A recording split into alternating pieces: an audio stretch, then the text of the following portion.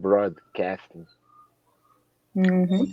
Vou deixar o Facebook aberto no celular. Boa tarde a todas e todas que estão com a gente aqui nessa tarde. Muito bem-vindos e bem-vindas a mais uma atividade online do LabArte. Eu sou Sabrina da Paixão, eu sou pesquisadora e integrante do LabArte, o Laboratório Experimental de Arte, Educação e Cultura da Faculdade de Educação da USP, e tenho prazer em apresentar e mediar o Pensarte de hoje, que inaugura as atividades do segundo semestre aqui da Faculdade de Educação, e que se intitula Ancestralidade, Arte e Ludicidade para um Imaginário Decolonial, com as presenças ilustres de Carolina Velasquez.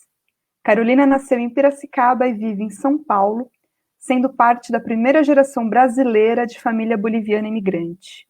Atualmente desenvolve mestrado em proposições artísticas pela Unesp e sua pesquisa se baseia nos estudos sobre as cosmovisões, rituais, idioma simbólico, danças e máscaras oriundos de sociedades ameríndias e de matriz africana. O processo criativo da artista vem de sua ancestralidade ameríndia, indígena boliviana, e dos mapeamentos performáticos que faz com seu corpo e espírito em rituais, celebrações coletivas e paisagens ancestrais. Contamos também com a presença de André Luiz Santos, que é doutorando em Cultura, Filosofia e História da Educação, mestre em Cultura e Educação pela Faculdade de Educação da USP, especialista em Ética pela EASH-USP e bacharel em Filosofia pela FEFELET-USP. Além de atuar como músico e arte educador, também atua nas produções de materiais didáticos e audiovisuais diversos. Trabalhou como formador da Secretaria Municipal de Educação de São Paulo, na área de relações étnico-raciais, e atualmente é diretor de escola e desenvolve pesquisas sobre corporeidade, vivências e musicalidades afrodiaspóricas. Muito bem-vindos, bem-vindas. É um prazer novamente estar nessa mesa com vocês, pessoas tão queridas, colegas de pesquisa também. E queria deixar uma primeira pergunta para vocês dois, né, para vocês também poderem se apresentar um pouco mais para quem está assistindo a gente, sobre esse termo que aparece, inclusive, no título já da nossa conversa, né, como a partir da trajetória, da história de vida e das pesquisas que vocês elaboram, o que vocês entendem por arte decolonial, o que seria essa decolonialidade, por que ela é tão urgente, tão necessária atualmente? Então, vou passar a palavra para a Carolina e, na sequência, ao André. Carol, seu mic fechado. Pronto, aberto. Obrigada, Sabrina. Obrigada. Bom, obrigada pela parceria, André. É uma felicidade. Tem a Tamara também, que está nos bastidores. Uma felicidade estar aqui com vocês. E muitas coisas para conversar hoje, né? Primeiro, vou só corrigir a mim mesma, não a você, Sabrina, que a informação que eu passei do nome, né, do tipo de programa do mestrado que eu estou fazendo é Processos e Procedimentos Artísticos, lá no Instituto de Artes, com o Agnus Valente. E é isso. E aí a gente estava conversando sobre essa palavra, que ela é muito nova em alguns contextos, né, que é o decolonial. E me vem sempre uma grande questão de armadilha, assim, para o decolonial. Tem uma professora de uma universidade na Bolívia, em La Paz, que ela chama Silvia Cusicanqui, e ela se autodeclara aimara, que é uma etnia, né, dos povos indígenas da Bolívia. E ela diz assim, que o decolonial, ele pode virar uma moda. Ele tem essa armadilha. Ele só não vira uma moda se você praticar.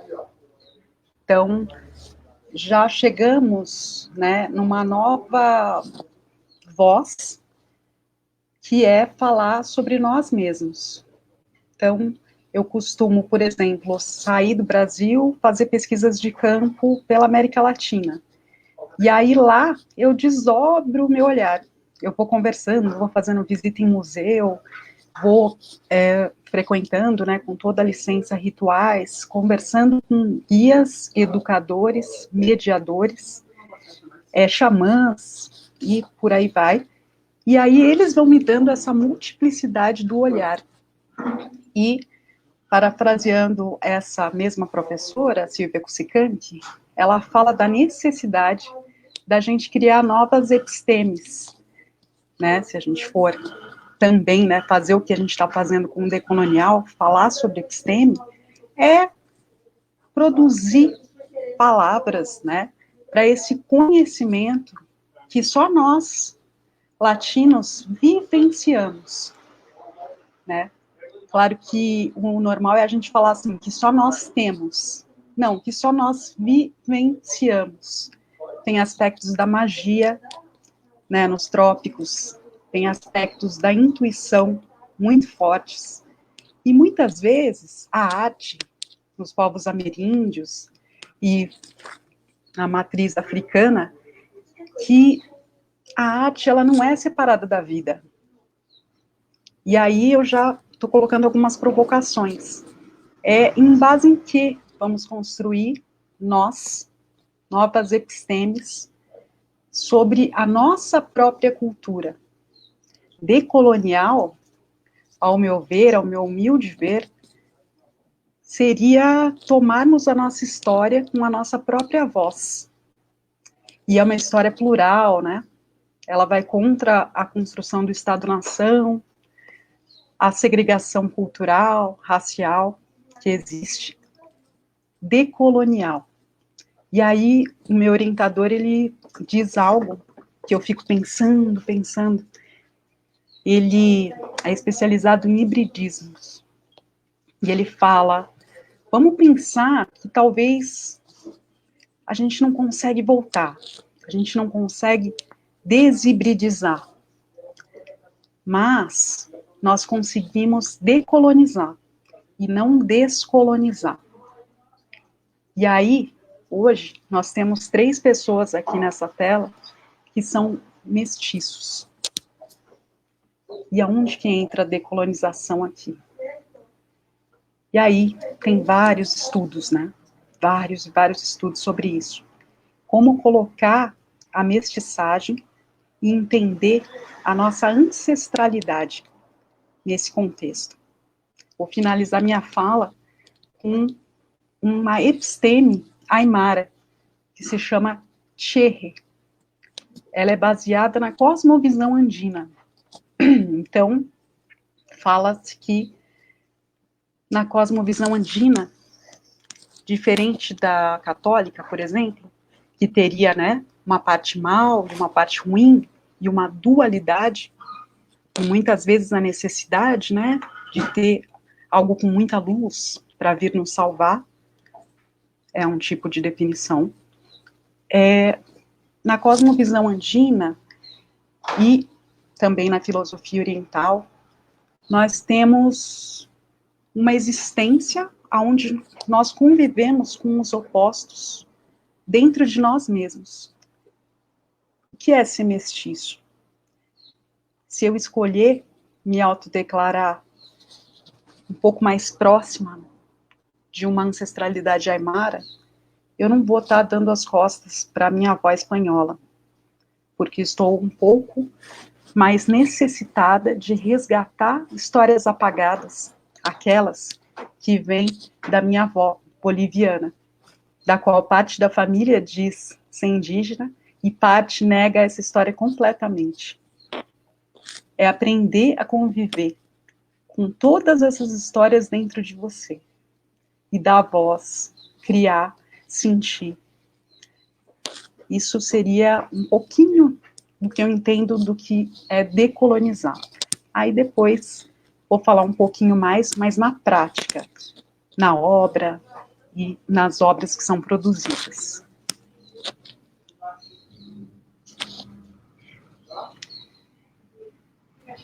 Obrigada. Imagina. Essa pergunta, ela vai só para mim ou ela vai para o André também, Sabrina? Também, queria ouvir o André também. Aí, na sequência, eu faço uma para cada um e aí a gente segue nos trabalhos de vocês também. André, por favor. Boa tarde, tudo bem? Meu nome é André Luiz Santos, eu sou músico, arte educador, e quanto à decolonialidade, né, eu queria começar cantando, pode ser? E aí a gente vai costurando essa resposta. Seu rei mandou chamar, se me chamar eu vou lá na casa da rainha, eu nunca vi tanta flor. Seu rei mandou chamar, se me chamar eu vou lá na casa da rainha, eu nunca vi tanta flor. Tá caindo flor, tá caindo flor, tá caindo flor, tá caindo flor. Lá do céu, cai na terra, o lelê tá caindo flor. Lá do céu, cai na terra, o lelê tá caindo flor. Senhora rainha, sua casa cheira. Senhora rainha, sua casa cheira. Cheira cravo e rosa, flor da laranjeira. Cheira cravo e rosa, flor da laranjeira.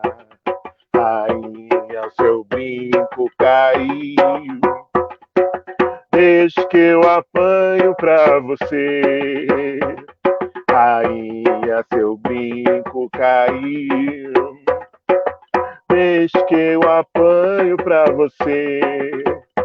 É de ouro, é de prata, é de bronze, ô rainha, deixa que eu apanho pra você. É de ouro, é de prata, é de bronze, ô rainha, deixa que eu apanho pra você. Sou de lá, de África. Se eu não sou de lá, os meus pais são de lá, de África. Sou de lá, de África. Se eu não sou de lá, meus avós são de lá, de África. Pela minha cor, sou de lá, pela minha pele, sou de lá, pela minha luta, sou de lá, pelos meus ancestrais, sou de lá, de África. Se eu não sou de lá, os meus pais são de lá, de África. Sou de lá, de África. Se eu não sou de lá, meus avós são de lá, de África. Eu, mamãe, abraça eu, mamãe, embala eu, mamãe, cuida de mim. Eu, mamãe, abraça eu, mamãe, embala eu, mamãe, cuida de mim. E mamãe, abraça eu, mamãe, embala eu, mamãe, cuida de mim. E mamãe, abraça eu, mamãe, embala eu, mamãe, cuida de mim. E mamãe, abraça eu, mamãe, embala eu, mamãe, cuida de mim. E mamãe, abraça eu, mamãe, embala eu, mamãe, cuida de mim. É impossível a gente falar de decolonialidade e a gente não entender que existem outros modos de existir, né? A gente acredita que o Ocidente, né, ele cria a falácia de que a ciência suplanta tudo, né, uma ciência europeia suplanta tudo, dá conta de tudo, né, quando na verdade os grandes mistérios da vida continuam aí, né, de onde viemos, para onde vamos, por que estamos aqui, né, e as sociedades ancestrais respondem a esses dilemas, né, de uma maneira muito mais profunda do que a própria ciência, às vezes.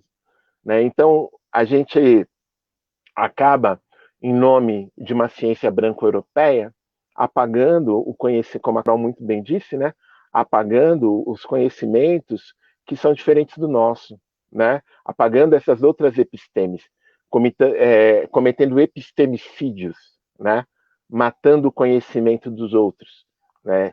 Então, a decolonialidade é um processo de você descolonizar o pensamento, né? Antigamente a gente usava muito essa ideia de descolonização, descolonizar o olhar, né? E esse descolonizar, ele tem uma questão gramatical de tirar aquilo que foi colonializado dentro de nós. Quando a gente usa decolonial, é uma luta, é uma palavra de resistência mesmo, de mostrar que você não precisa comparar um pensamento em relação ao outro para que ele tenha validade, entende? Então, o pensamento aimara é um pensamento que vale por si só, assim como o pensamento guarani, como o pensamento funiô, assim como o pensamento dos povos africanos, dos inúmeros povos africanos, dos Fon, né, dos Ashanti, dos Hereros, dos Bakongo. Cada um tem uma forma de entender o universo, né? E a partir desse entendimento e dessa compreensão, você tem uma epistemologia que é própria e é tão válida como as epistemologias europeias, né? Então, essas epistemologias do Sul, né, que não são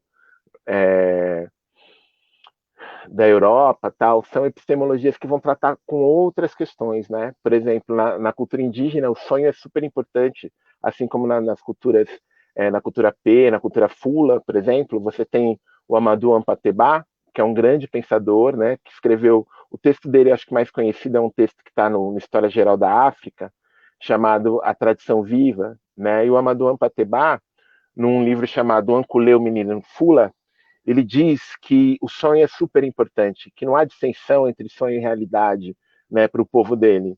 E que se um africano, um Fula, né, receber, nesse caso, esse povo específico, né, receber uma mensagem num sonho, ele atravessa o país para dar essa mensagem para o seu irmão. Tão importante que é o conhecimento que se dá, né, ali dentro do inconsciente adormecido. Então, outras formas de existir, outras formas de pensar, né, são necessárias para que a gente tenha uma compreensão mais profunda do mundo. Então, um pensamento decolonial é um pensamento que foge, né, dessa matriz tradicional branco-europeia. Né? Eu falo branco-europeia sem preconceito, é só para entender essa construção, né?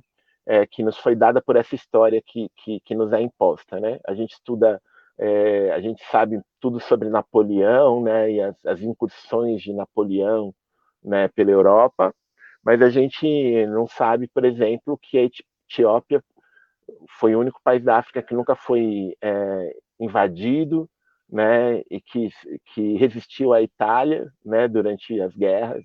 Então a gente não sabe dessas coisas, né? A gente não sabe que a primeira universidade do mundo é africana, né, data, né, do século IX, em Marrocos. Olha que louco, a primeira universidade. A gente não sabe que os africanos aprenderam a forjar o ferro 1000 anos antes dos europeus, né? O ferro e o aço. Então, esse conhecimento profundo que está aí em outras formas de existir, que a gente nega cometendo esses epistemicídios. E o pensamento decolonial é justamente trazer à tona esse conhecimento profundo, né, que tem muito a contribuir para uma nova maneira do ser humano existir na Terra. Acho que é isso. Só isso, né? Acho que é só. E aí para Carolina fica a gente aqui, como não dançar, né, com essa canção? Queremos voltar para o mundo lá fora para poder dançar essa canção. Eu vou colocar agora uma pergunta para a Carolina e uma para o André, e vou avisar também a quem está assistindo a gente que vocês podem mandar perguntas aí no chat, por favor, que a gente coloca aqui também, conforme o nosso tempo, porque já estamos, né, passamos quase meia hora já, passa muito rápido. Mas a gente vai dosando o tempo e eu coloco perguntas também do chat aqui para vocês. Então, as perguntas vão um pouco mais também nesse sentido de conhecer um pouco o percurso e o trabalho de vocês. Então, se a Carolina puder contar um pouco sobre a sua trajetória como arte educadora, Em que momento o diálogo com a sua ancestralidade ameríndia emergiu como um caminho de reflexão, expressão e criação artística? Uma pergunta que a Tamara traz para você. E na sequência eu coloco também uma pergunta para o André. Então, por favor, Carolina. Ah, que legal essa pergunta. É importante, né? São várias camadas em uma pessoa. E a gente vive uma época em que a formação da opinião, né, sobre as coisas, incluindo as pessoas, é tão imediatista. Essa pergunta, nossa, me leva lá para trás, assim. Segundo ano de faculdade, um bacharelado em artes, no Instituto de Artes mesmo, e acho que em 97, uma coisa assim. E eu fui estagiária, né, da 24ª Bienal, e lá eu entrei em contato com a educação não formal, que era mediar os diversos tipos de públicos, no plural, graças a Deus, em relação às obras que eram, né, expostas. E nessa época teve o chamado grande boom, né, de exposições. Então, o museu, o Pompidou, né, o Centro Pompidou, vai trazer parte da sua coleção a São Paulo. E aí, lá ia eu, chamada educadora, receber escolas, receber famílias, e estava fazendo a graduação em artes, não era em licenciatura, era o bacharelado. E foi sensacional, assim, eu nunca ia ter essa informação e nem essa vivência de desenvolver tanto retórica, contato com curadores, contato com obras, né, históricas, mais de origem europeia e norte-americana, sempre nessa época. Mas o que foi mais fantástico foi o contato com os públicos. Os mais corajosos vinham bem pertinho de mim. A gente atendia grupos de 40 pessoas, para menos. E falavam assim, eles não sabiam que pergunta fazer, mas era assim, aonde que eu estou aí, nessa obra, desse artista francês? Aonde que está a luz do Brasil? Acho que, assim, sabe, eram alguns comentários, assim, meio tortos, meio, não sei como te fazer essa pergunta, mas eu conseguia sentir, sabe? E o papel do mediador é exatamente esse, aproximar as poéticas, aproximar esses mundos. Então, você apresentar a obra do Picasso para meninos, né, do segundo ano, na época se falava colegial, né, hoje é ensino médio, e que vinham de uma área periférica da cidade de São Paulo, e aí você fala, esta é a obra do Picasso, e aí todos olham para você e explodem numa grande gargalhada. E você fala, nossa, vamos lá, né? E o maior aprendizado, foram 20 anos fazendo isso, é não colonizar. A maior armadilha seria chegar e falar assim, ó, calem-se todos, porque vocês estão de frente à obra do grande Van Gogh. E aí colocar essa realidade como um Deus, né? Calem-se, contemplem e absorvam esse conhecimento. Não, era o caminho contrário. Como é que nós, brasileiros, né, vindos cada um de uma área, eu vinha, né, vindo de Piracicaba, interior do estado, e eles vieram de algum bairro de São Paulo, como que a gente se encontra e conversa olhando para essa pessoa, artista, como é que é a história, quem foi essa pessoa, o que ele passou, e o que representam os aspectos formais dessa obra, e se encontram, e se conhecem, e aí chegamos, né, nisso que nós falamos na primeira parte, que é essa sociedade plurinacional, né, essa diversidade.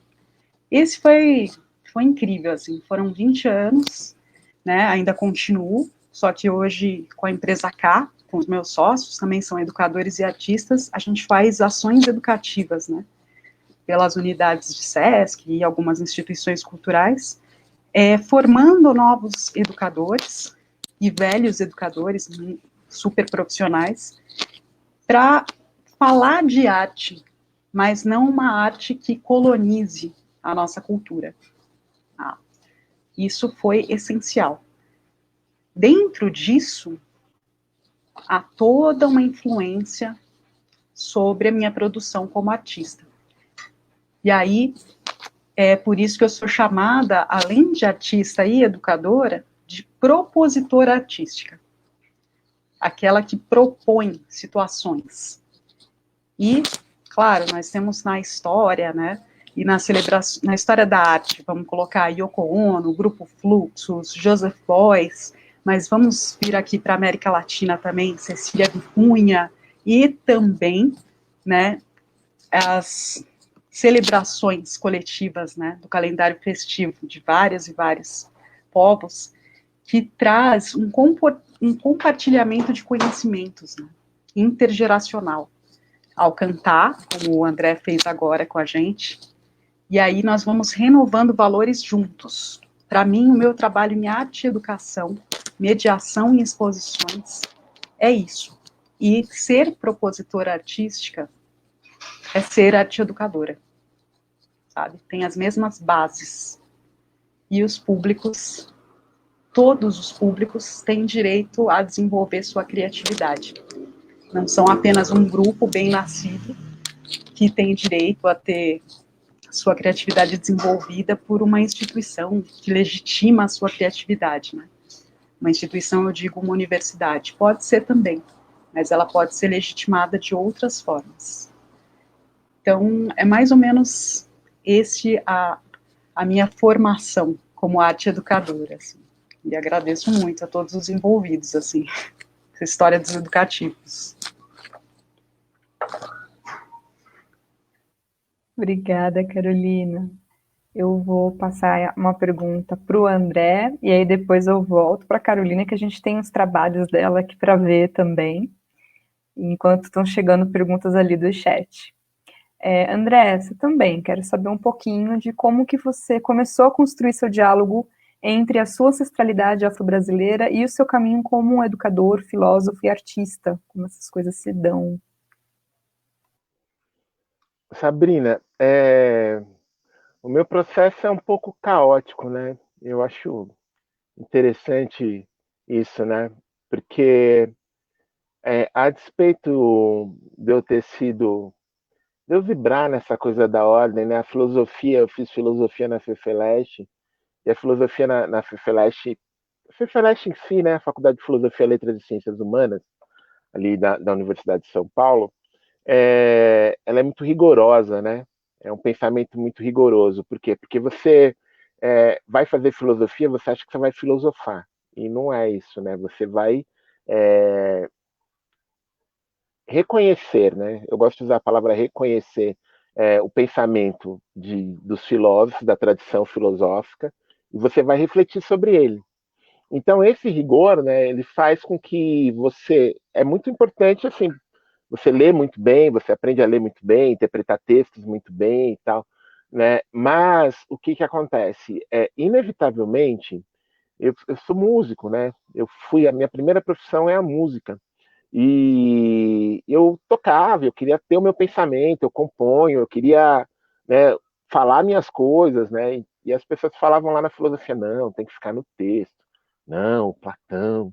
Então, o que aconteceu? Eu fui indo para os caras é, mais outsider possível, né? Então, assim, eu fui fazer iniciação científica, que por sinal eu acabei não terminando, por uma série de questões, mas eu fui estudar Epicuro, né? Os caras falaram, Epicuro, esse cara do prazer, né? O cara do prazer. As pessoas tinham até esse preconceito, porque não conseguiam entender o que é importante. Era importante a razão, né? Dentro de lá, o pensamento racional e tal, científico, né? E Epicuro era um cara que me permitia refletir sobre a amizade, que me permitia refletir sobre quem eu era, né?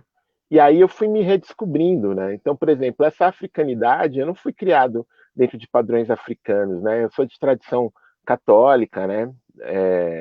Católico apostólico romano, né? E fui criado na Igreja Católica, né? E hoje eu me considero mais místico do que católico, mas ainda estou ligado ao catolicismo afro, né? Ali pertenço ao a comunidade do Rosário, dos Homens Pretos, da Penha, né, que tem uma tradição muito bonita de resgate cultural, né? Inclusive essas canções que eu trouxe, algumas são das Congadas de Minas, outras são das Congadas do Espírito Santo, né? E algumas são da Pastoral Afro. Essa música, Sou de lá de África, é uma música que a gente canta muito nas celebrações da Pastoral Afro, justamente para nos conectar com essa África perdida dentro de nós, né?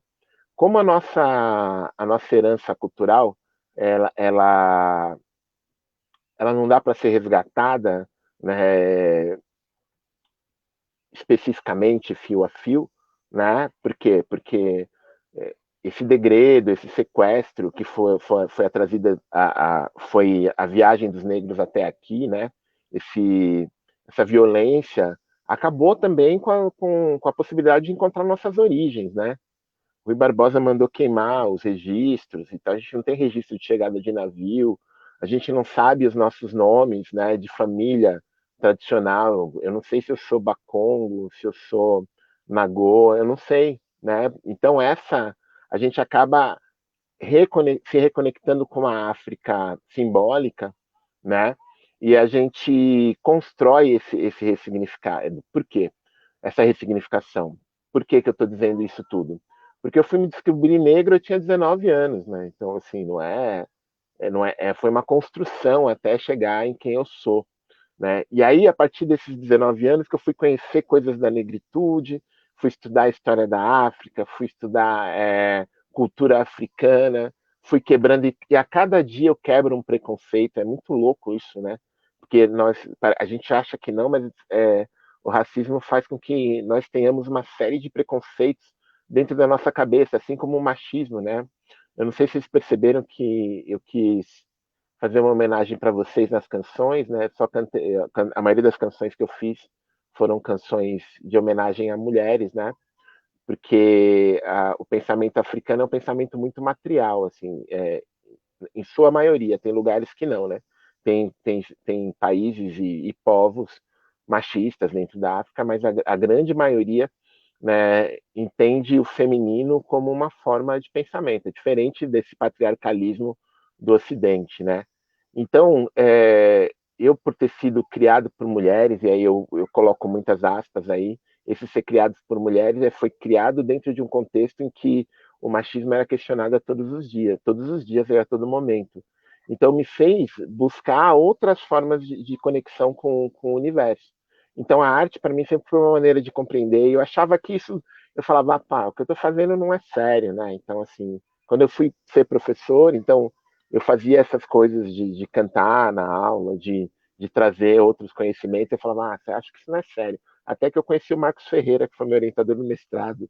Aí tudo fez sentido. Eu falei, então o que ele está fazendo aí? É o que eu faço aqui também em outra chave, então eu acho que eu sou sério. Então, e aí eu fui construindo uma nova maneira de entender as coisas, né? Então, eu fico muito puto quando eu vou dar uma palestra e aí eu puxo o tambor e começo a tocar, e a pessoa fala, você fez uma apresentação cultural no meio da palestra. Não, cara, esse é o pensamento. O pensamento está junto. A dança, o canto, são formas de pensar, outras formas de pensar. Meu, cara, existem passos de dança que são teses de doutorado profundas, assim, né? Então, se a gente pensar em rituais de dança, de canto, né, em que você tem uma sabedoria tão profunda e tão, né, elaborada, cara, que o pensamento racional não consegue lidar, né? E tanto que fica inventando coisas, né? Essa semana eu postei no Facebook umas imagens lá do Egito, tal, pirâmides, e a legenda era a seguinte, assim, é, porque os bancos não conseguiram entender como isso foi feito, né? Não quer dizer que foram os alienígenas, né? Então é mais ou menos isso. Às vezes os bancos não conseguem entender essas formas de pensamento que são muito mais elaboradas às vezes, né? Então, se a gente passa ali pela África, a gente vai ter outras formas que vão formando a gente, outras formas de pensamento que vão trazendo para a gente outras formas de vivência. E aí eu fui me construindo a partir dessas formas de vivência. E aí, quando o djembe chegou na minha vida, né, o djembe foi um grande mestre na minha vida, né, que esse tambor aqui é um tambor em forma de taça, é um tambor feminino, que na sua origem só podia ser tocada por homens, justamente porque é um tambor feminino, para haver nascimento precisa de masculino e feminino, princípios, né? Não estou falando de gênero. Né? Então, na sua origem, mãos masculinas tocam um tambor feminino para que haja criação. Né? Hoje ele é tocado por mulheres, né? Tanto que pouca gente percebe isso, mas o Ilu-Obá ele começa com um cortejo de djembês tocado por mulheres. Isso é muito significativo, né? Um tambor que era só tocado por homens tem um cortejo, né, de mulheres tocando, né, o djembê. Isso é uma mensagem, né? Olha aí, ó, o que nós estamos dizendo. E sem contar também que o Ilu, só um parênteses, ele subverte a lógica das tradições, né? Nas tradições, os homens tocam e as mulheres dançam, né? E no Ilu, os homens podem dançar, mas eles não podem tocar, entende? Eles subvertem as tradições. Então, eu digo que meu processo é um pouco caótico, por quê? Porque eu junto todas essas referências e tento construir novas formas de olhar. O meu papel como educador e como arte educador é sempre inquietar. Se eu conseguir gerar inquietação na mente das pessoas, eu já fico feliz pra caramba, assim, né? Porque é aquela pulga atrás da orelha que vai fazer a pessoa buscar outros caminhos, né? E me faz, a partir da conversa com o outro, porque por isso que o encontro é precioso, né? Porque a partir do outro eu busco outras formas de ser também, outras formas de me reinventar. Eu só consigo compreender os caminhos que eu vou traçar, né? E aí já pensando o que a gente faz um pouco no Labiate, o que a gente faz um pouco lá dentro da nossa linha de pesquisa na USP, é pensar em outros itinerários de formação, né? Outras formas. Tem gente que aprende com o olho no livro, mas tem gente que vai aprender dançando, tem gente que vai aprender indo ao cinema, tem gente que vai aprender lendo quadrinho, anime, né? Tem gente que vai aprender tocando, né? E as nossas formações elas se dão a partir dessa perspectiva múltipla que eu aprendi com os meus ancestrais. Né? Os meus ancestrais são múltiplos, eles não estão preocupados se isso faz parte da razão, se não faz parte da razão, se tem sentido estrito científico, né? Eles estão preocupados que o conhecimento ele está aí, você se serve dele. Eu não sei se eu respondi a pergunta, mas é mais ou menos isso. André, queria pedir desculpas, e é que essa fala do André é o encontro, claro, né? E aí me influenciou para falar, na verdade, responder a segunda parte da tua pergunta. Eu falei da trajetória como arte educadora, mas você também perguntou em relação ao contato com a minha ancestralidade na arte educação. Eu, ouvindo o André, falei, claro, fica à vontade, já ia colocar isso, colocar também, se quiser apresentar as imagens e tal, só me dá um toque, fica à vontade. Uhum. Ah, você pode colocar? Ah, obrigada. Tá ótimo. Enquanto você vai abrindo, eu vou me organizando aqui, respondendo já um pouquinho. É muito gostoso te ouvir, André, porque recíproco. Né, a gente vai ouvindo e vai se... Né? Ah, obrigada. E eu fiquei pensando, né? Nossa. Aí eu lembrei, quando eu dava formação, ainda dou, formação para educadores, uma das coisas que eu virei especialista, assim, foi ensinar técnicas de mediação, e a palavra principal é aterramento. E tudo muito intuitivo, sabe? Tanto na mediação, quanto na parte artística, na criação artística. E aí me vem essa palavra, intuição. E aí, lembrando disso que o André falou, né? Quando toca-se, quando dança, isso é conhecimento, né? E aí eu acabei me especializando em falar para os educadores, né? Poxa, como é que é esse seu gesto, né? Será que você encolhe os ombros e olha para baixo quando você vai encontrar o seu público? Será que você fala na frente da obra, achando que está apresentando a obra, né? para os seus públicos, e aí acontecia uma consciência, né, em relação ao corpo desses mediadores. E aí a coisa foi se aprofundando, porque também, em paralelo a esse trabalho da mediação em instituição cultural, acontecia isso que vocês estão vendo agora, que é o desenvolvimento da obra, né?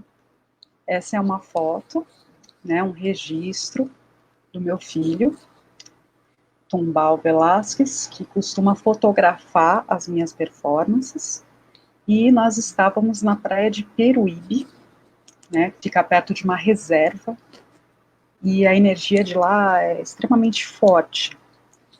E nós chegamos pensando em fazer uma coisa, chegamos lá e fomos tomados por uma ventania que durou mais ou menos 1 hora e não cessou. E é a dança com o vento. E é você chegar na natureza e não ter um planejamento, mas ao mesmo tempo não se frustrar, porque aquilo que você tinha planejado não vai acontecer. A mesma coisa ocorre quando você encontra com uma pessoa.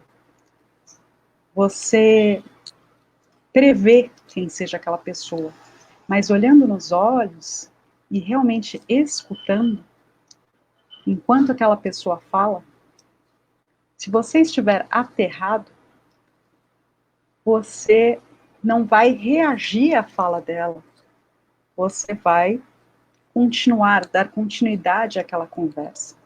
Não existe passado nem futuro, você vive no presente. E com isso você ganha um presente, que é estar ali na sua presença e presença de outros. Então, na foto anterior, quando eu cheguei na praia, o presente foi essa ventania. Filha de Ançã também fui abençoada com a ventania. Mas, como conversar com este vento? E o quanto essa imagem influencia a minha fala com os públicos na arte educação. E aí vem todas essas palavras, né? Se você puder ir um pouquinho mais para baixo, só isso, um pouquinho mais, pode descer um pouco mais. Pode ser a de baixo. Isso. Essa daí tá boa.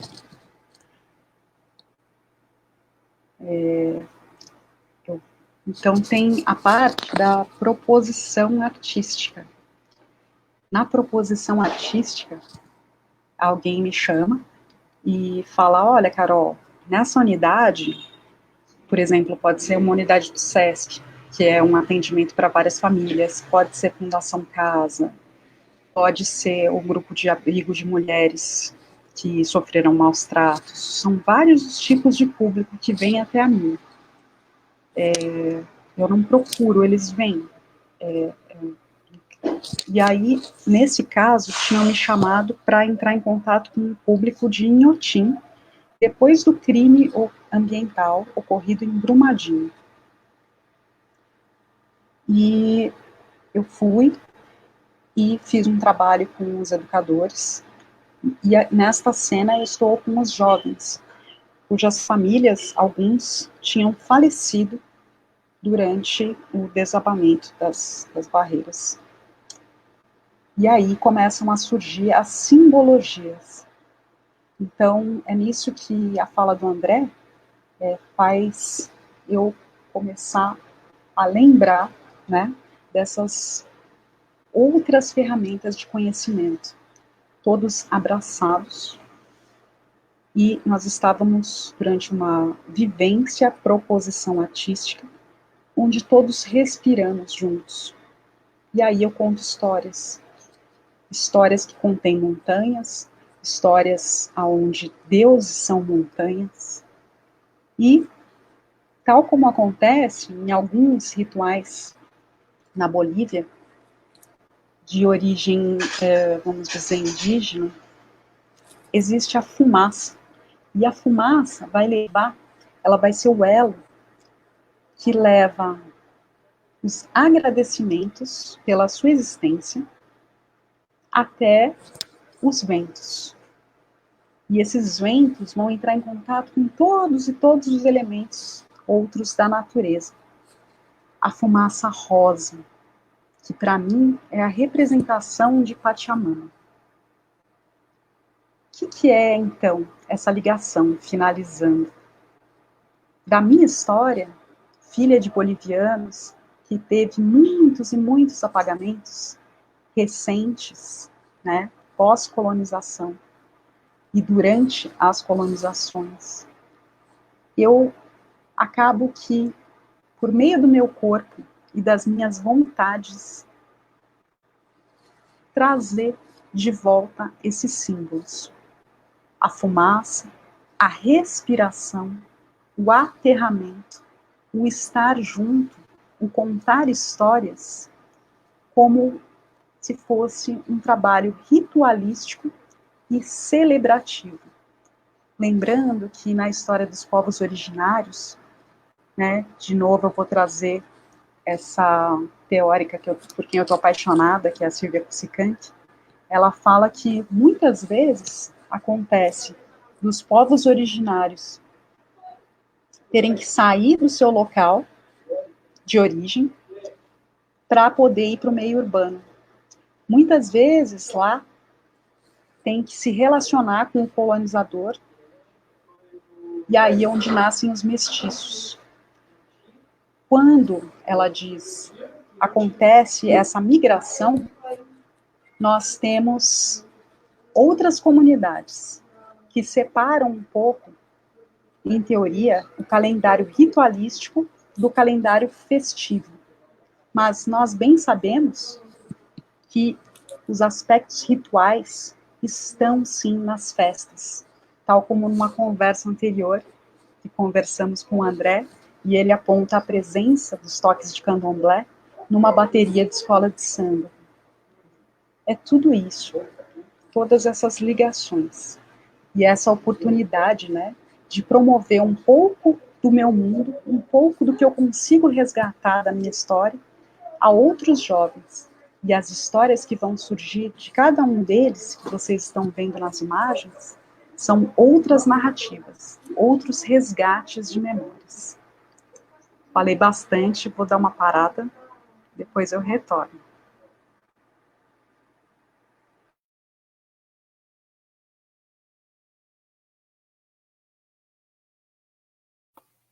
Voltamos. Então, você me conta e quando você quiser eu coloco as imagens novamente. Também depois a gente vai deixar aqui no chat o site para vocês verem os trabalhos, o portfólio da Carolina também, para vocês verem com calma cada uma dessas imagens que são fantásticas. E aí eu queria pedir para o André, na verdade, fazer uma fala também breve sobre uma coisa que a gente conversou um pouquinho antes também da mesa. E aí depois eu coloco uma pergunta que veio do chat aqui da Sirlene, que eu acho que é uma boa pergunta para a gente também depois ir para os encaminhamentos finais. André, eu queria que você falasse um pouquinho o que a Carolina trouxe da nossa conversa anterior sobre essa relação com o presente, quando você fala da igreja, da Nossa Senhora dos Homens Pretos, e dessas relações que se estabelecem em comunidade, né, como você coloca, não é possível ou não é fácil trilhar a nossa ancestralidade até a África, porque ela vai sendo apagada sistematicamente, né? A gente fala sobre essas pessoas que têm grandes orgulhos em traçar uma linha genealógica e ficar, né, sou descendente de italianos, de alemães, de portugueses, e isso ser alguma coisa, significar algo, né? E quando a gente fala sobre a cultura afro-brasileira, não só nas culturas nativas indígenas também, mas existem esses apagamentos e, ao mesmo tempo, essas reconfigurações de comunidades, né? Então, se você puder contar um pouquinho sobre, a partir da igreja, da ideia de arquitetura simbólica, como é que esses territórios dialogam com essa ideia de comunidades que se reconfiguram, né, que recriam suas identidades, assim, junto com a música, junto com as festas. de costas para Santa Sé, que são coisas que nos escapam porque nós não sabemos ler essas gramáticas, né? Se você puder contar um pouco para a gente.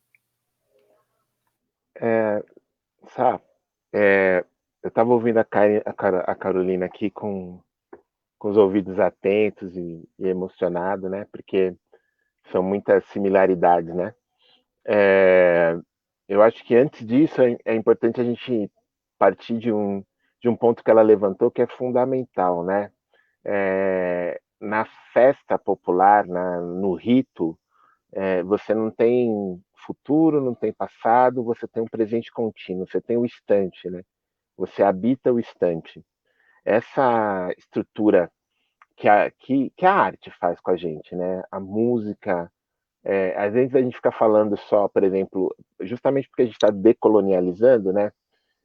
A gente fala dos nossos referenciais afro-brasileiros, indígenas, tal. Mas antes de falar do Rosário, eu queria falar da minha experiência com Monk, Edvar Monk. Tem gente que fala Monk, tem gente que fala Monk, né?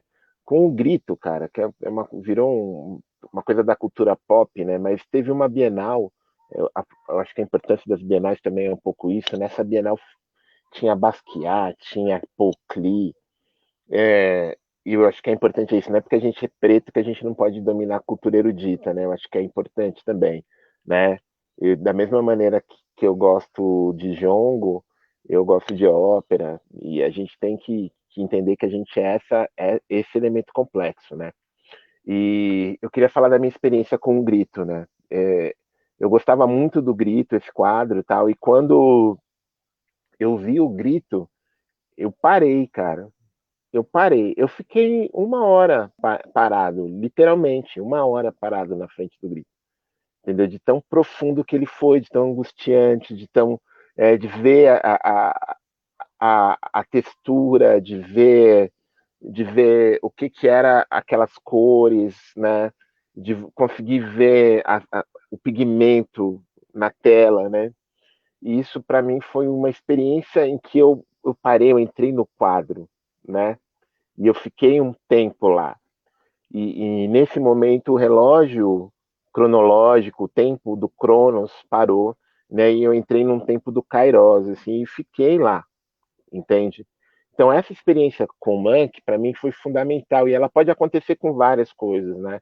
Ela acontece extremamente na música, na roda do jongo, isso é fundamental, né? Na roda da capoeira, quando você entra ali, meu, e às vezes você fica horas e horas e horas e horas e horas e horas e horas.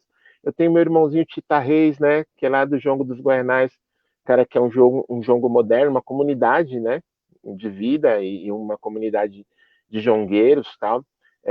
Eles começam o jongo lá no final da tarde e vai até o outro dia de manhã.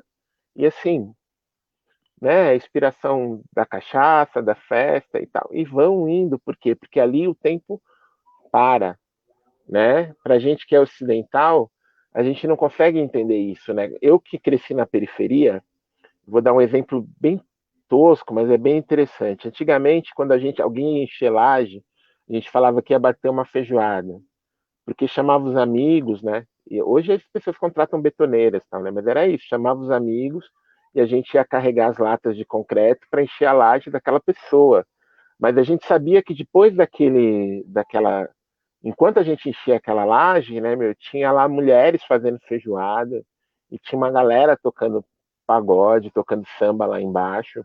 E a gente ia tomar cerveja e a gente ia comer a feijoada e depois o trabalho ele foi feito, né? Isso nada mais é do que a herança, por exemplo, do coco, né? Que o coco ele serve para isso. É uma dança que as pessoas faziam o terreiro, né? Fazia o batimento do chão, né? Então as pessoas iam dançando, você dança com passinhos assim, e aí isso ia fazendo com que o chão ia amassando barro para construir o terreiro, enquanto alguns tocavam, outros faziam comida e era festa. Então o trabalho e a festa estão juntos, estão conectados nesse instante em que o tempo para.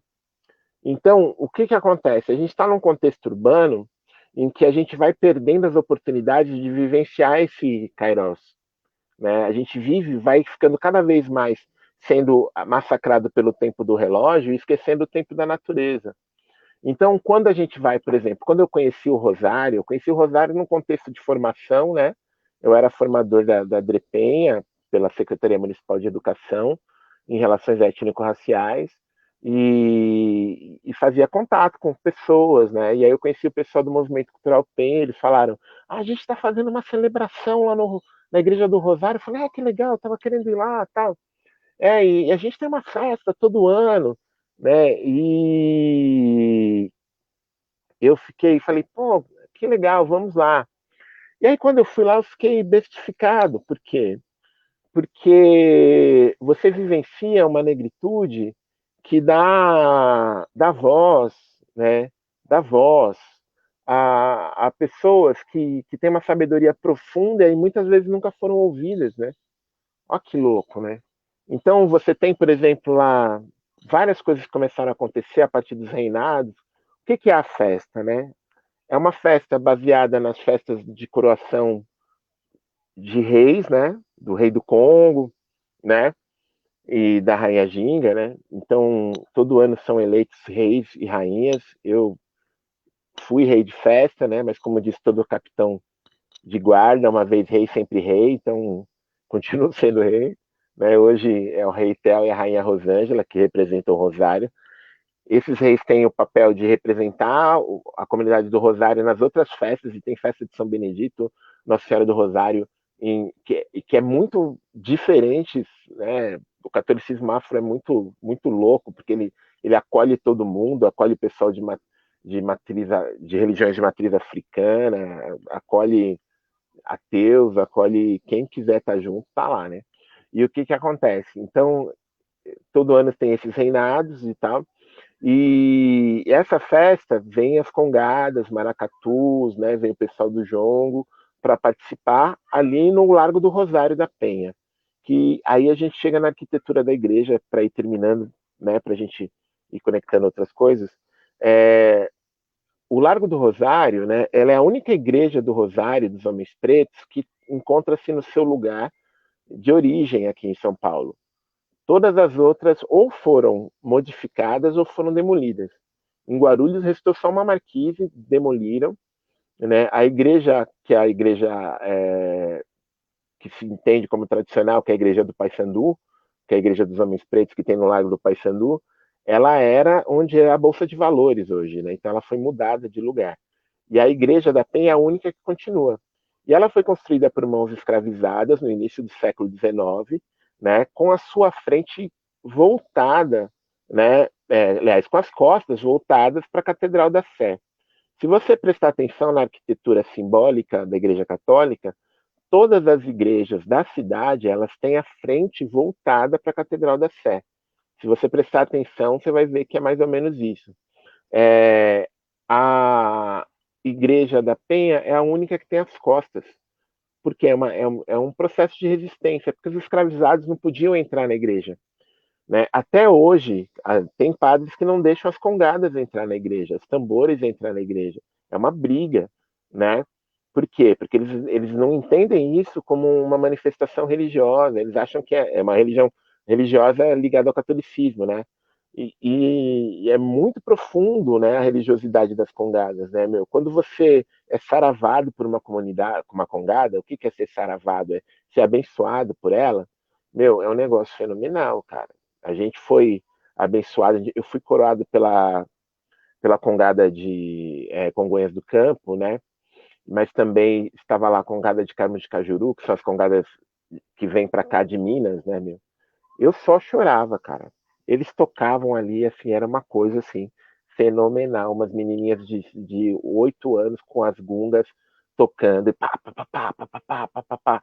E aquilo vindo e adentrando, e você entendendo a sua ancestralidade, né? Minha mãe é mineira, e aí eu fui lá na minha ancestralidade, naquele momento eu fui lá para Januária, né? Chorei ali simbolicamente, meu, naquele chão do Rosário, eu fui transportado simbolicamente para Januária, para a experiência dos meus ancestrais, né? Então, o que acontece? O Rosário, e a gente tem uma festa ali que esse ano foi cancelada, né? mas que já vem há uns anos ressignificando esse espaço, e vem muita gente importante de longe, porque entendeu esse movimento como um movimento de aquilombamento, né, de resistência mesmo, do povo negro aqui da Zona Leste. A gente vem há muitos anos compreendendo esse espaço como um espaço de produção de cultura, né, e de cultura simbólica também. Né? Então, dali surgiram alguns eventos. Surgiu um show que a gente faz no dia 13 de maio, que é o Show Sagrado, que é um show maravilhoso, aí é um manifesto de reflexão sobre o que é a abolição da escravidão, né? Se existiu essa abolição ou não. Né? Muitas vezes a gente fala assim, não, vamos comemorar o 20 de novembro.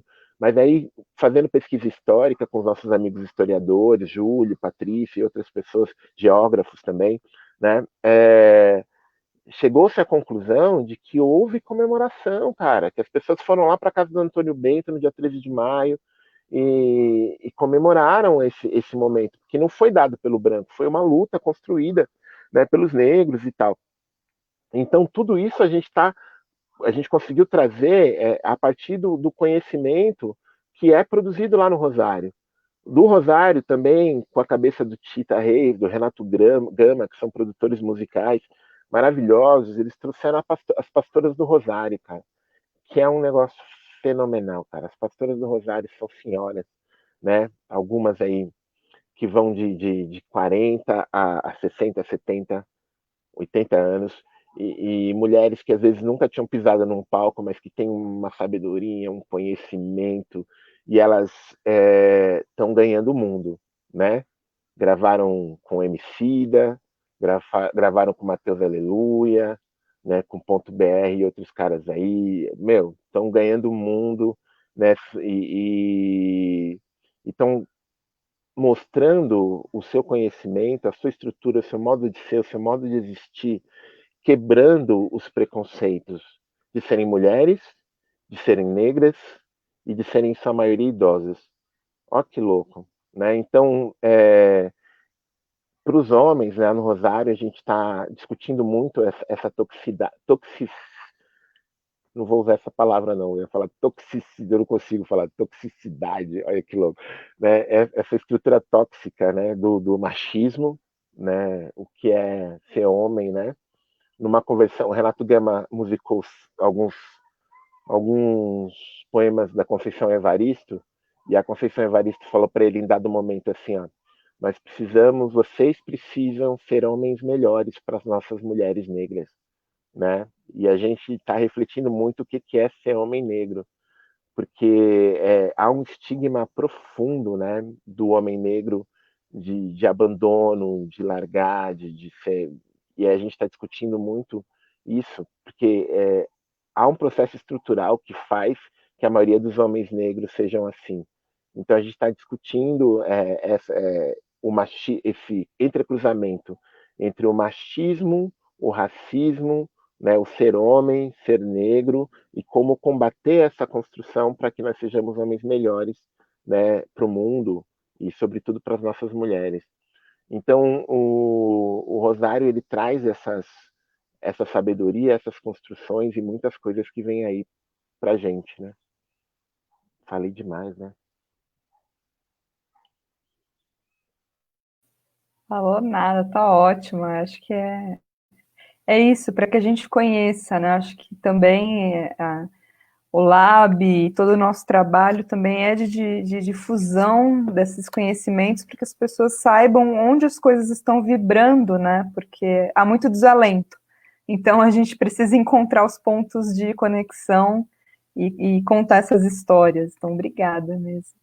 Carolina, você quer retomar? Quer que eu mostre mais alguma imagem? Quer ver, tentar o vídeo? Me fale o que você gostaria agora, e aí depois eu coloco aqui uma pergunta da Sirlene para os dois. Tá bom. Eu gostaria, sim, sempre influenciada e contaminada pela fala do André, eu gostaria de mostrar um vídeo que está no meu site, foi resultado de uma participação num congresso de decolonialismo, que aconteceu no Sesc Vila Mariana no ano passado.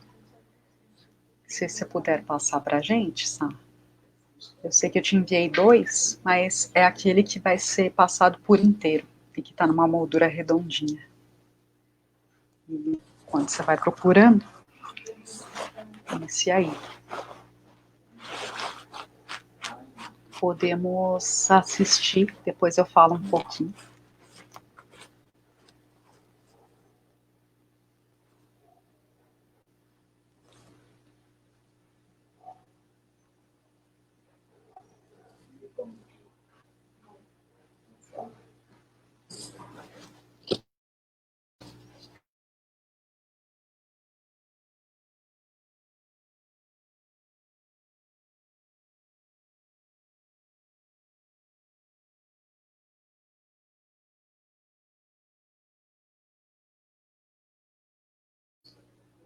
Tá ótimo.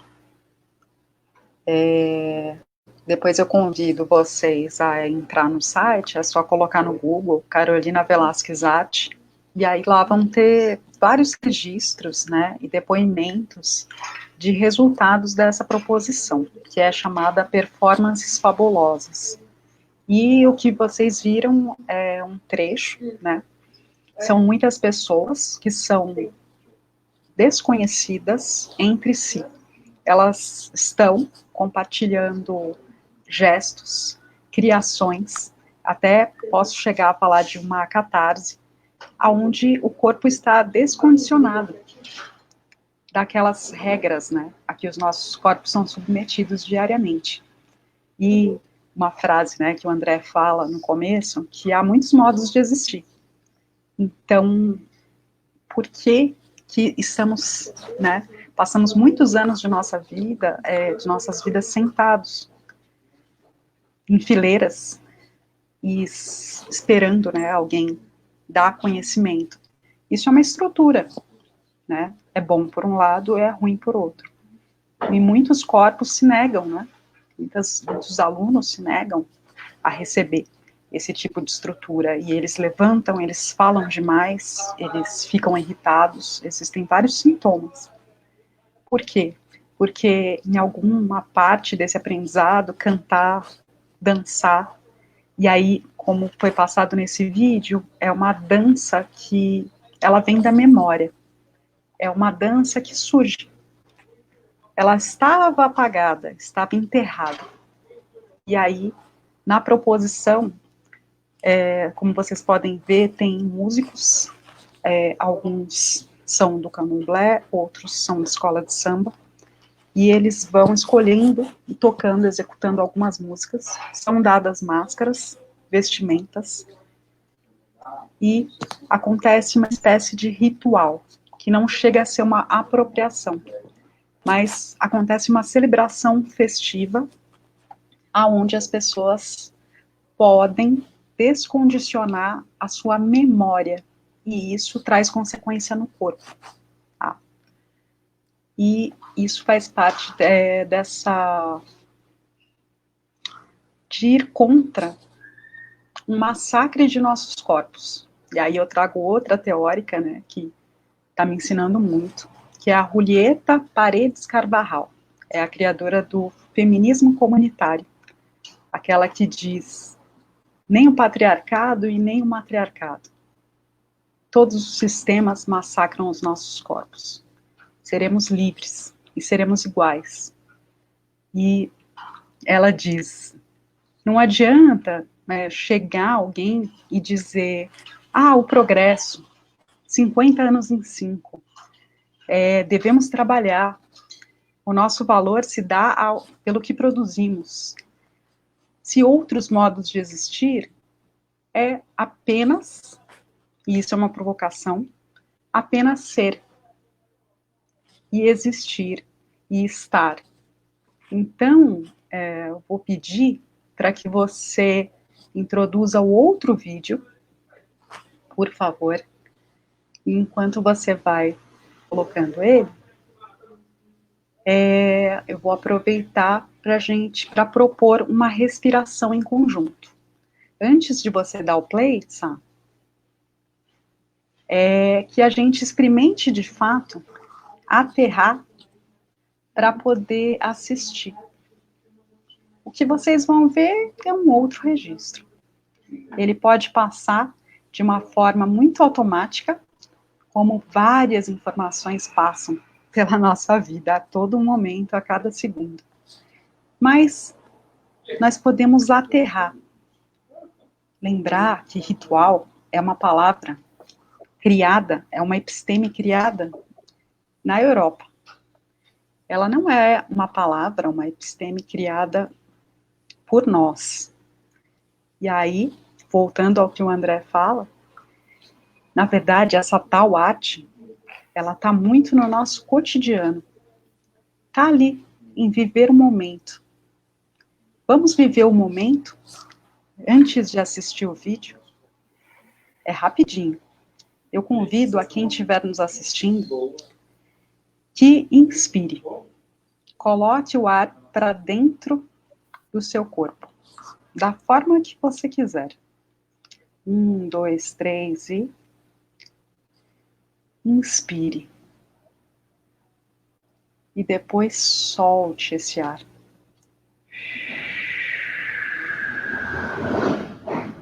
E se gostou, inspire de novo.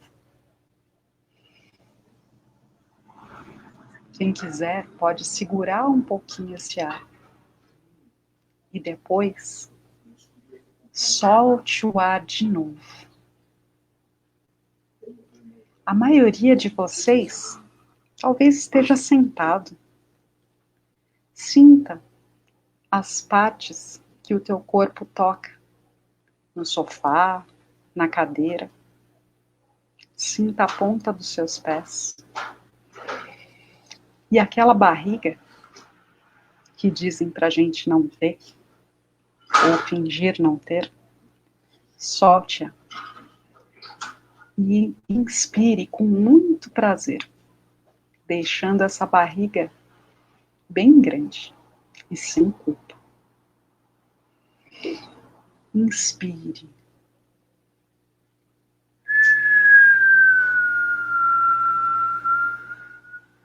E solte bem devagar.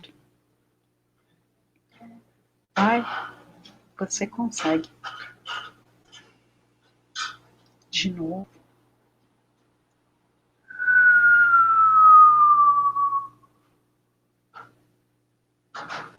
Os pensamentos vão e vêm. O policiamento de não fazer nada acaba desistindo, enquanto você se diverte brincando com a sua respiração.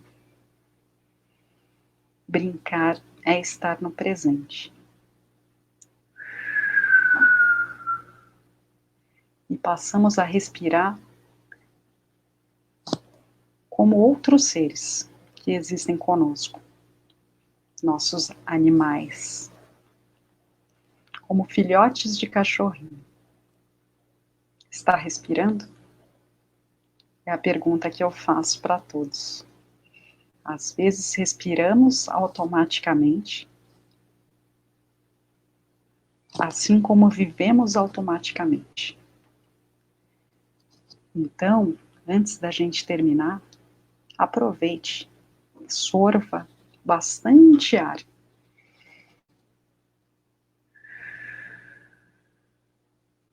E relaxe. Agora, aproveite o vídeo. Ele é bem rápido, mas é profundo.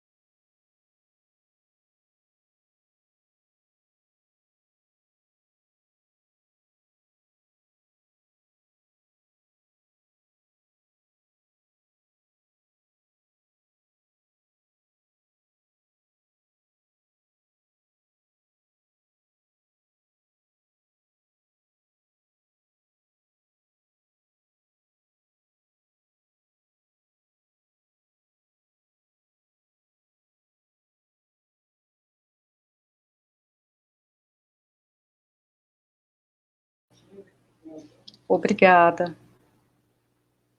Está ótimo. Depois, para quem quiser, pode ir ao site e assistir. Esse é só um trechinho para falar um pouco da parte de dançar com as vísceras, né? Que é uma expressão aimara chamada chuima, onde, assim como nós respiramos, podemos dançar também através de nossos órgãos internos. E aí, como está no vídeo, né, eu estava no sítio arqueológico de Tiahuanaco, como não tenho partes da minha história apagada, eu me coloco ali naquela paisagem e sinto. E esses registros são parte de um resgate, que não é racional, não tem começo, meio e fim, mas ali eu consigo me comunicar com os ventos e as montanhas. E aí, como vocês viram, a cor, né? Essa cor rosa que já faz parte de um idioma simbólico próprio, mas que também tem relação com o idioma simbólico dos Aymara e também de outros povos presentes.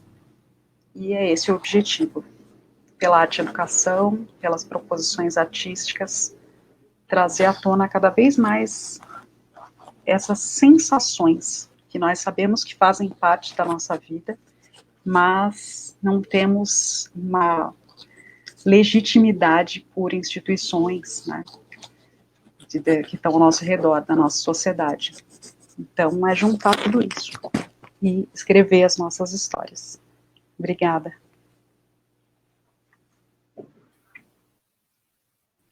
Depois dessa respiração, fica até difícil da gente voltar. Muito obrigada, Carol. Eu vou, então, colocar uma pergunta, até para a gente já ir para o encerramento, que foi trazida pela Sirlene, que também é colega do Labiarte, parceira, tem o ateliê Tapir, e vou juntar também um pouquinho como é que eu já tinha falado com vocês antes, que faz parte desse repertório que a gente está construindo, e que estão construindo juntos, né, não somos só nós, assim, mas isso reverberando, quando você falou agora sobre isso, né, a gente tem uma questão, né, de busca de um referencial, de busca de uma chancela que diga que isso é válido, né, que isso é ciência e tal, e quando a chave é outra, né, de experiência. E aí eu me lembro do que o Luiz Simas fala, que é o que fala sobre a pedagogia dos tambores, né, dessa necessidade de alargamento das gramáticas, né, que exatamente essa decolonialidade que não exclui esses pensamentos que existem, que vêm dessa ocidentalidade europeia, mas que não dão conta, né?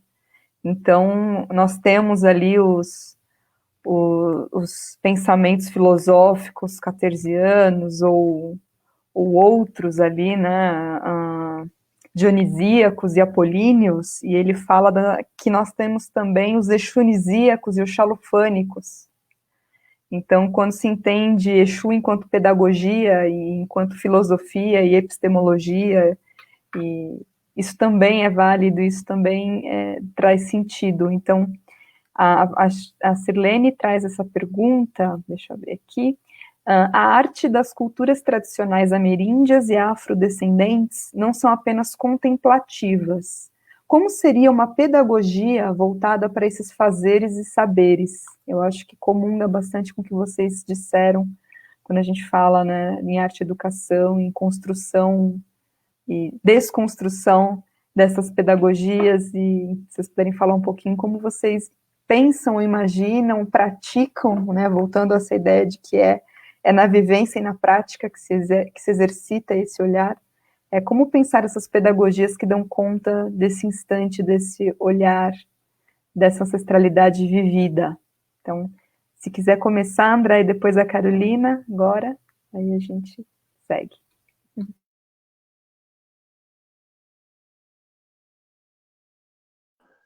Então, é muito forte essa pergunta, né? A Silene, grande artista, né? Segue essa pedagogia do barro, né? É muito louco.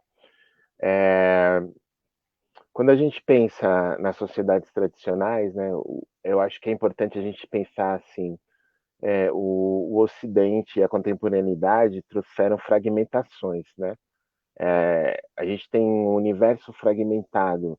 Essa pseudo-especialização, né, vai cindindo as coisas e cindindo o significado e o simbolismo das coisas. Então, você vai tendo cada vez mais partes de partes de partes de partes, né? E quando, na verdade, o pensamento nas sociedades tradicionais é um pensamento fractal, né, meu? Que o todo está na parte, a parte está no todo, né? Então você não tem essas dissensões. Então uma pedagogia da ancestralidade, né? Um pensamento extionisíaco, xalufânico, né? É um pensamento que se conecta com a totalidade, não fecha, não tira de ser aquilo que é, isso é verdade, isso não é verdade, né? Mas sim tenta encontrar dentro dos caminhos, né, os seus pontos de intersecção. E eu acho que isso que é fundamental. E se a gente aprendesse a fazer isso no nosso dia a dia, cara, era maravilhoso, né? A gente nega as nossas intuições, né? A gente nega o fato de estarmos conectados a um fio invisível que liga cada um de nós. Pode parecer, né, muita viagem, mas isso nós estamos conectados e nós conversamos a partir dessa conexão, né? Jung já falava isso, chamava isso de sincronicidade e tal. As pessoas ficam incomodadas com coisas que não têm muita explicação racional, né? As pessoas falam, ah, mas isso não tem explicação racional. Não precisa ter explicação racional, não importa. Às vezes as coisas acontecem, elas não precisam ser explicadas, elas precisam ser sentidas, vivenciadas, vividas, né? E é isso que as pessoas não entendem, né? Então, o que a Carol falou muito bem, cara, a gente está muito acostumado a sentar a bunda na cadeira, olhar para a nuca do outro e achar que está aprendendo, né? E a gente esquece que o corpo aprende, o corpo tem memória, o corpo tem memória das vidas que você teve nessa existência, nesse plano, o corpo tem memória. O corpo, ele se lembra, cara. É muito louco como ele se lembra. Ele lembra das coisas da criança, ele lembra das coisas de outras vidas, ele lembra. E, né, e por se lembrar, né, ele aprende de outra forma. Então, trilhar esse caminho tem a ver também com estar aberto a vivenciar experiências múltiplas, né? E você só vai conseguir construir essa pedagogia a partir do momento que você se abra para uma multiplicidade de experiências, para uma multiplicidade de intenções. Acho que mais ou menos isso. Ah, demais. Essa pergunta, Sirlene, essa pergunta mais nos alimenta, né? Eu espero poder responder ela em breve. Não conseguirei hoje, porque é uma pergunta que é um alimento mesmo, é uma reflexão, ela necessita tempo. Mas eu peço para ver as últimas imagens e a gente pensar junto, pensar com tudo isso que o André colocou, é muito bom. Essa questão da memória. E essa multiplicidade, né? Tem um livro que eu estou gostando muito de ler. Se você puder descer um pouquinho, só. Pode ser nessa daí, depois a gente vai descendo. O livro é do Alberto Acosta, ele é latino, e chama O Bem Viver, né? É um título em português. O subtítulo é Uma Oportunidade para Imaginar Outros Mundos. Tá? Na verdade, o bem viver, ele vem, né, de um pensar que nasce na língua, no castelhano, el buen vivir, e a partir da Constituição, tanto do Equador quanto da Bolívia, que passam a defender, pelo menos na teoria agora, mas defender a natureza e essa multiplicidade cultural e ancestral como algo estrutural, né, dessa Constituição. E, como eu disse no começo, tanto o decolonial quanto a sociedade plurinacional, elas requerem a prática. Elas requerem a presença também do corpo, não só a cabeça. Requerem a presença da cabeça e também do corpo. Uma coisa não exclui a outra. Precisam do corpo inteiro. E praticar. E eu digo, esses objetivos, eles têm muitas armadilhas, né? O capitalismo é um sistema que sempre vai apresentar armadilhas. E não devemos ter medo de errar. Um erro vai se tornar um grande mestre, né? Vai nos levar a acertos. E assim fugimos dos valores dessa sociedade que cultua o perfeccionismo, que rejeita o fracasso, onde temos pavor, né, do fracasso. E eu acho que uma pedagogia baseada numa sociedade respeitosa entre as partes envolvidas, entre as culturas, teria que começar daí. Processo. E aí eu faço a junção com o que nós estamos vendo, essa é a parte de uma proposição artística, aonde tem tudo, né? Tem as pessoas que não se conhecem, mas mesmo assim, elas se encontram para fazer algo juntas, ou seja, há uma entrega e não uma suspeita.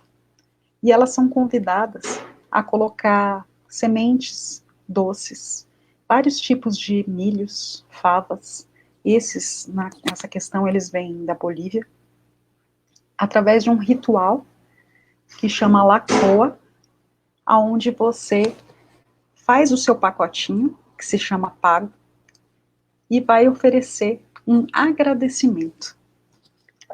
Isso, nas artes plásticas, vem de plásticos. É uma definição que é uma das definições de arte, plásticos com K, uma palavra grega. Aquilo que se molda, quer dizer. Plásticos, aquilo que se molda. E o que estamos moldando aqui? Se não a presença de todos, uma entrega, um fazer coletivo e até mesmo bênçãos. Essa é uma grande escultura social.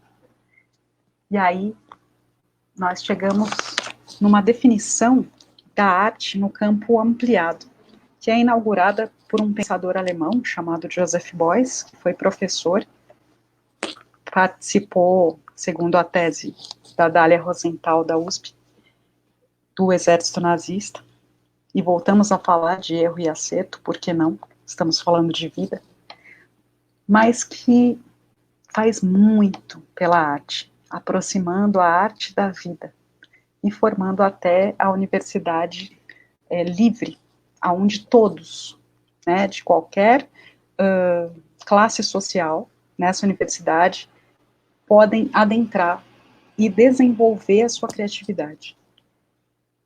E o ritual, ele é mais ou menos isso. Ele atrai, o ritual novo, urbano, ele atrai os desconhecidos que se encontram e passam a se olhar no olho. Se você puder descer, sabe?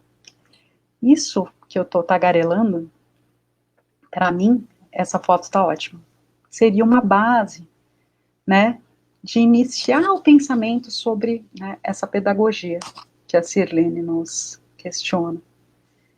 E aí, lembrando, né, a presença dos jesuítas traz essa questão das fileiras, né, e de alguém apresentando um conhecimento, alguém lá na frente apresentando conhecimento. E lembrar que não é melhor, mas é diverso, vivermos em roda. Esse seria um outro valor estrutural dessa pedagogia. Vivermos em roda. E não há um colonizador. Colonizador existem até hoje, né? E não são de outros países. Às vezes tem entre nós mesmos. Não precisa de alguém que vá trazer esse conhecimento e os outros fiquem em fileiras. Todos, cada um, desenvolvemos um tipo de função. Não existe só uma diversidade das culturas, mas uma diversidade das pessoas. E aí você pode descer, por favor, para a gente ver outras imagens. Essa é uma, mas não vamos falar dela agora. Pode descer, nós vamos fechar nessa. Que é uma amiga, artista, Flora Mateusa, onde eu a encontrei num curso de performance no Sesc Guarulhos, onde estava propondo, né, falando sobre proposição. A Flora Mateusa está imersa numa banheira de madeira, imersa também em tecidos, respirando e renascendo. Em cima dela são as mesmas favas, sementes, milhos roxos, com marcas de tigres também, os tigradinhos, que representam a diversidade. Os mesmos milhos roxos e as favas que também eram plantadas no Brasil antes dessa monocultura, que não foi só na área agrícola, mas também na área cultural. E aí, respondendo à pergunta da Sirlene, nós temos que nadar, mergulhar de novo nesses grãos e lembrar que somos tão diversos quanto eles. Acho que seria por aí começar a pensar nessas novas bases. E eu agradeço muito a pergunta.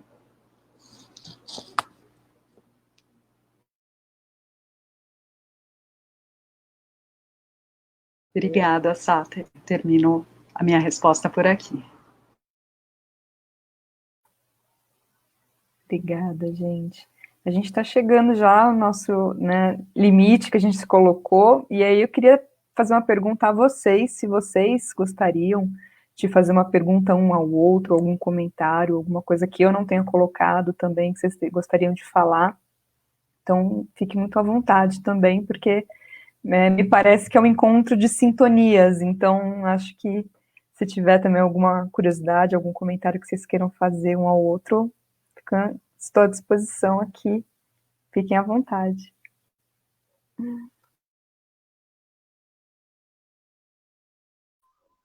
Eu queria partilhar uma reverberação aqui, né, a partir do teu trabalho, do trabalho da Carol aqui, né, e aí falando com você, Carol. Eu tive uns anos atrás, eu sempre, depois que eu descobri o que era um griot, isso lá para 2010, 2011, assim, né, eu fiquei bestificado, e eu queria encontrar um griot, né. Eu fiz minha busca sagrada pelo griot, né. O griot, as pessoas acreditam que é um contador de histórias, né? Mas é muito mais do que isso, né? Um mestre da verdade, né? Um genealogista, tudo junto, né? E aí nessa busca eu acabei encontrando o Toumani Kouaté, né?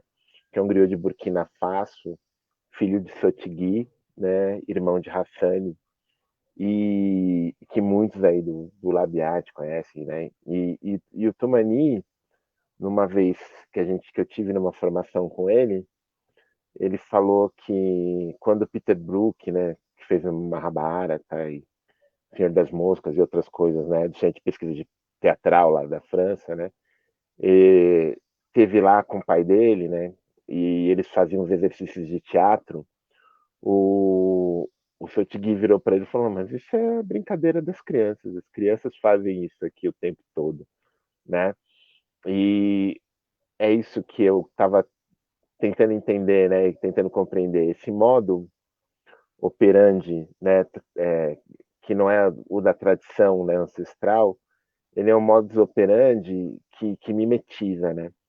Ele, você tem que elocubrar para fazer, você tem que pensar para fazer, você vai ter que ensaiar 20 mil vezes para fazer aquela canção, você vai ter que estudar o corpo para fazer aquele movimento, né? E o ancestral e o modo de fazer ancestral é um modo mais simples né, de você vivenciar e viver aquilo, se deixar viver, deixar se encontrar com aquele momento, né? E quando você traz a coisa do bem viver, né, eu acho super importante, porque é viver integrado, né? É entender a natureza como um ser de direitos, né? É se entender como parte de algo maior. E esse entender-se como parte de algo maior que eu achei bonito no teu trabalho, né? Porque é se conectar com o que está à sua volta, se conectar com o vento, se conectar com as montanhas, né? Você trouxe a roda, que é um elemento civilizatório afro-brasileiro, né? É, a circularidade está nas sociedades ancestrais, né? Porque no círculo você não tem, os opostos não têm diferenças, né? Os opostos estão unidos. O Castoriadis dizia que o círculo é o laço perfeito, né? Não tem início nem fim, você não sabe onde começa, onde termina, todos os pontos estão no mesmo plano, né? E quando se está no círculo, todo mundo partilha da mesma experiência, né? Eu queria só que você falasse um pouco mais então dessa circularidade dentro do seu trabalho.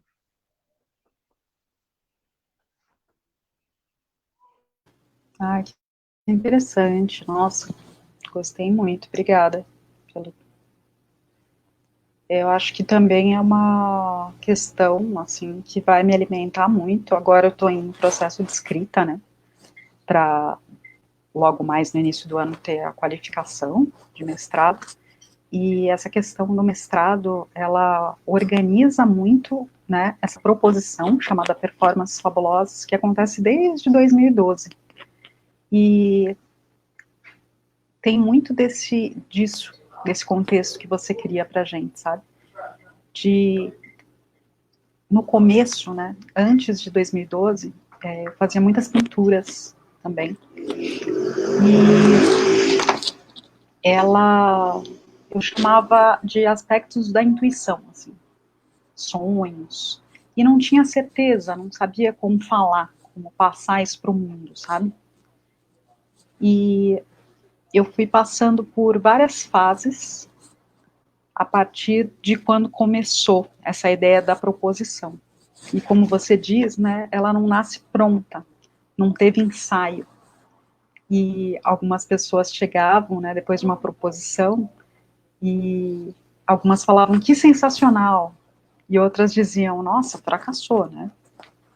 E para mim era uma regra de que nem um extremo nem o outro poderia me tirar do centro. Eu só poderia ver aquilo acontecer. E também não tinha muito controle de acordo com que as pessoas tivessem ali agindo, né? E também propondo dentro daquele tempo e espaço que era o Performances Fabulosas. Se elas iriam gritar, dançar, eu não sei. Se eu, na hora, colocaria um exercício de respiração, mas esse aspecto, né, da circularidade que você fala, ele é muito interessante, porque abre o meu pensamento para poder apresentar, né, para você ver, né, como não está concreto. Eu vou indo atrás de depoimentos, vou analisando, vou conectando, e aí a gente chega em alguns padrões. E esses padrões são critérios, né, também, de características do Brasil, do brasileiro que vai fazer parte, né, das feridas, das qualidades, dos apagamentos, e eu te agradeço, porque, na verdade, é isso que eu estou escavando, no que eu tropeço, a partir do momento que eu acho que está terminando e recomeça, que eu acho que está morrendo e está renascendo. Muito bonito isso que você coloca. Agora é minha vez de fazer a pergunta. Prepare-se.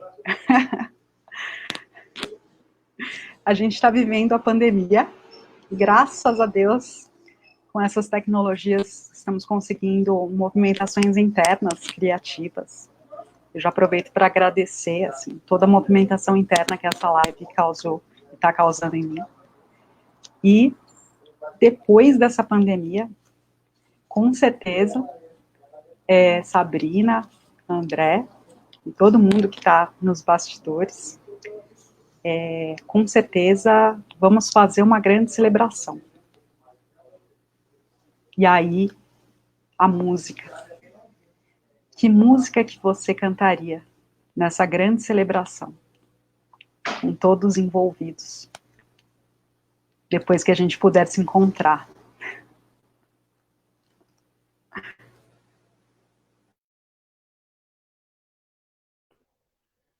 Difícil, bem difícil. Eu acho que eu cantaria o encontro, né? Eu cantaria essa.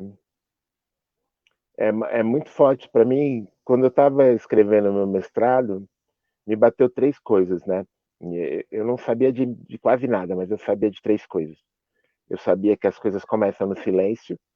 Se não tiver silêncio, não tem escuta, né? E se não tiver escuta, não tem encontro. Essas três coisas eu sabia, né? E eu prezo muito o silêncio, porque do silêncio as verdades profundas elas surgem, né? Porque o silêncio vem e me vem a escuta. Então, quando eu te escutava, eu percebia o quanto a gente cresce quando a gente se joga na ação, né? Isso que você falou é super importante. Quando a gente trilha o caminho, né? Quando a gente trilha o caminho, a gente encontra os atalhos, a gente encontra as cheganças, a gente encontra os aliados, né? A gente suplanta os inimigos, né? E a gente volta renovado dessa jornada. Por quê? Porque a gente caminhou. Não há mudança sem caminho, né? Então a música que eu cantaria, ela ia envolver o caminho e ela ia envolver o encontro. Ela ia envolver essa travessia. Isso me lembra um refrão, né? Só um refrãozinho que eu vou fazer aqui de um acalanto que eu canto toda hora, que é assim, ó.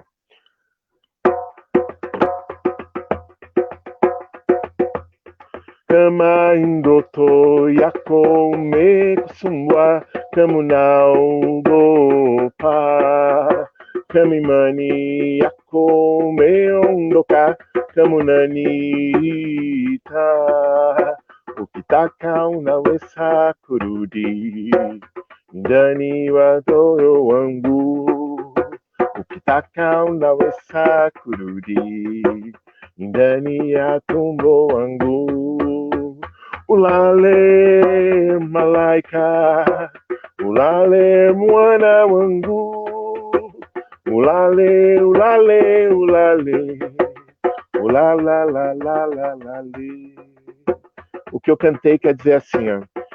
Se os teus sonhos te perturbarem, se perderes tua fé, se chamares por mim, podes voltar para a profundeza do meu coração, podes voltar para a profundeza do meu útero. Então dorme, minha criança, dorme, meu anjo, dorme, dorme, dorme. Ukitaka unaweza kurudi ndani ya moyo wangu.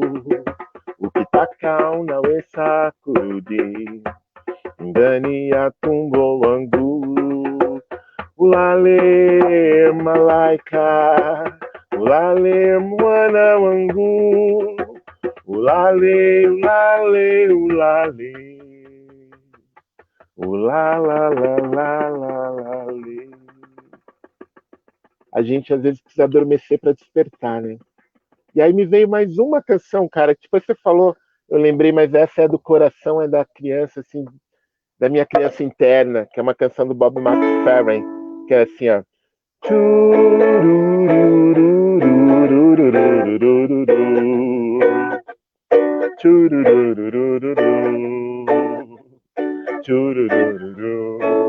Don't worry, be happy.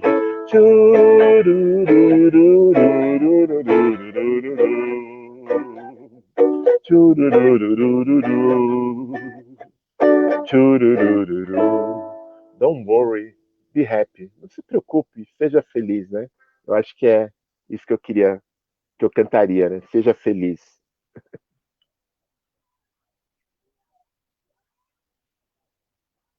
Muito obrigada, muito obrigada. Valeu, eu que Amanhã é agradeço. dia de Herê, né? É, isso.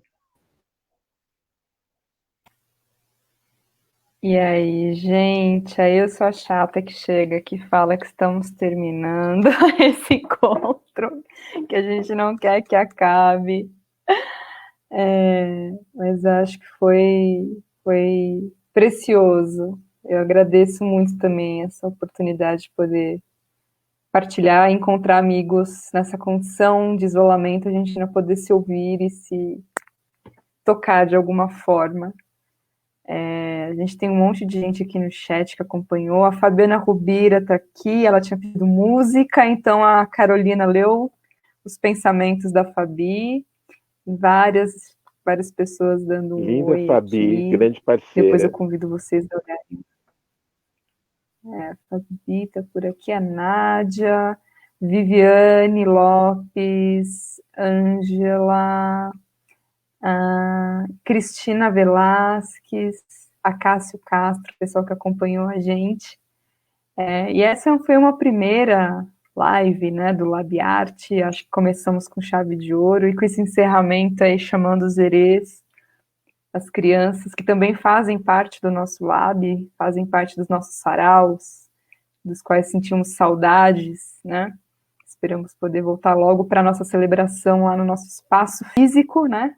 Não que esse não seja um espaço físico, mas juntos e abraçados, como a gente gosta. Eu queria muito agradecer mesmo a Carolina e o André por essa presença, por estarem, por compartilharem e pela paciência também, né? Porque a gente vai aprendendo essas questões todas tecnológicas. Eu acho que correu tudo bem. Agradeço muito. Se não falei qualquer coisa também, o pessoal que fez perguntas, por acaso a gente não colocou, a gente pede desculpas, mas aí o Cronos nos devora, infelizmente, e a gente quer manter esse Kairos que paira nessas falas e na voz da Carolina e do André. Então, eu queria muito agradecer a presença de todas e todos que acompanharam essa live, depois fica gravada, a gente vai disponibilizar também no nosso YouTube. E convido a conhecerem o LabArt, nossa página no Facebook, onde a gente vai postando também outras atividades que vão acontecer nesse semestre e reafirmando que esse espaço, apesar de acadêmico, é público antes de ser acadêmico e é para todos e todas, então a gente está ali abertos também a vocês que nos escutam aqui, e a Carolina já está mais que convidada para o nosso primeiro sarau presencial, assim que a gente retornar. E é isso, gente. Se quiserem também dar um tchau, falar alguma coisa, fiquem muito à vontade. Obrigada, pessoal. Só tenho a agradecer. São bênçãos, né? São bênçãos que acontecem no meio do caos. Estou muito, muito grata e com certeza, né, o convite aceito, mas com a condição só se tiver o André lá cantando e Vamos essa estar lá, música, sim. que estamos gravados já. Obrigada, muito obrigada mesmo. Eu queria agradecer e convidá-las já para mês que vem. A gente está preparando, o pessoal, a comunidade do Rosário está preparando uma live, né? Sobre. Nós estamos sem celebração desde o início do ano por conta da pandemia, e a gente vai fazer uma live agora nesse mês em que se celebra Nossa Senhora do Rosário, Nossa Senhora Aparecida, né? As crianças. Então, convido todas, vai ser na página da Igreja do Rosário, né, da Penha de França, Igreja do Rosário dos Homens Pretos, da Penha de França, e você encontra aí, né, ou Movimento Cultural Penha, você também vai encontrar blogs e páginas no Facebook. Então, convido todos para essa live aí no mês que vem. Também vos convido aí a conhecer um single que estou lançando aí, que é o Canção de Guerra Batacotô.